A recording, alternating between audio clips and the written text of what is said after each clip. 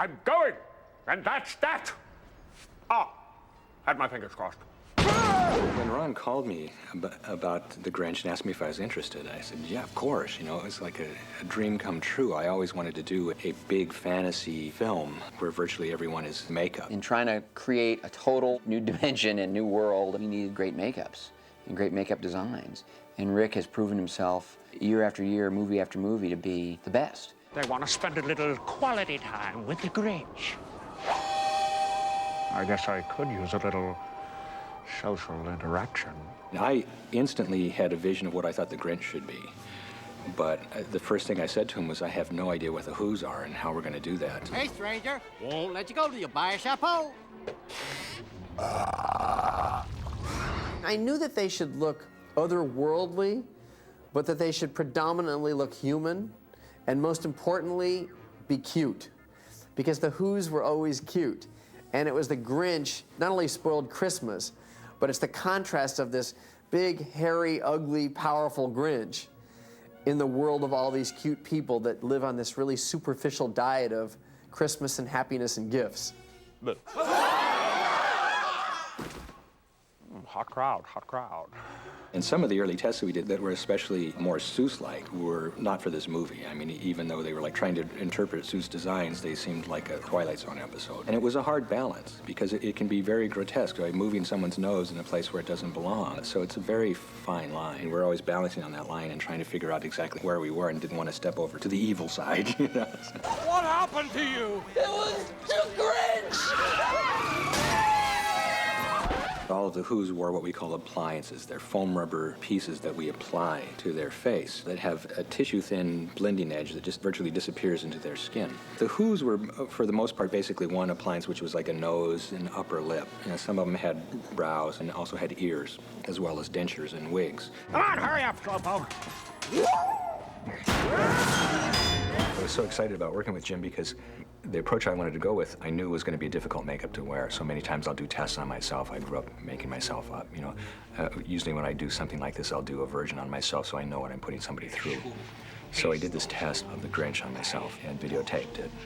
I hate those Whos. Part of what I do, you know, is being a makeup designer is, you know, I try to design makeups that work, you know.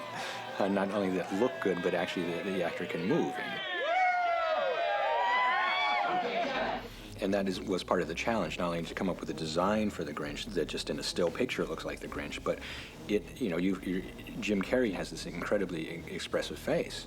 And I didn't want to be the one to limit what he can do with his face. So you have to take all that into consideration. It's, you know, as thick as we could make it in areas where I knew we could make it thicker, and it's actually tissue thin in many areas of his face so that he could do all those expressions. You could put the Grinch makeup on 8 people and line them up, and if they're just standing still, you might not know which one is Jim Carrey. But the minute they start moving, certainly the minute they open their mouths, there's no question.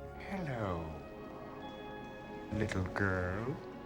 How dare you enter the Grinch's lair? The impudence!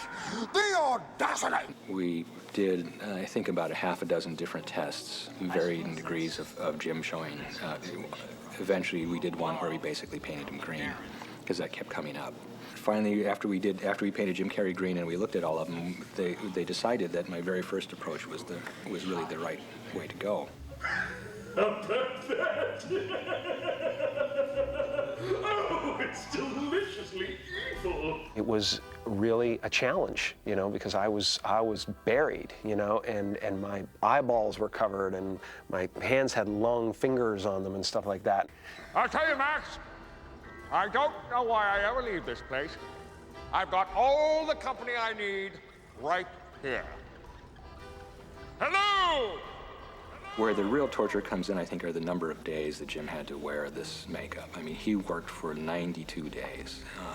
92 days of coming in the morning, sitting in the makeup chair, having somebody put glue on your face, and you know, a 2.5-hour process every morning, and an hour removal process at the end of the day is torture. I mean, for that many days, it's ridiculous. I don't know of anybody, I think, that's worn a makeup that many times. Jim is so active, and he moves a lot, and he sweats a lot, and his expression is like crazy. He moves around a lot.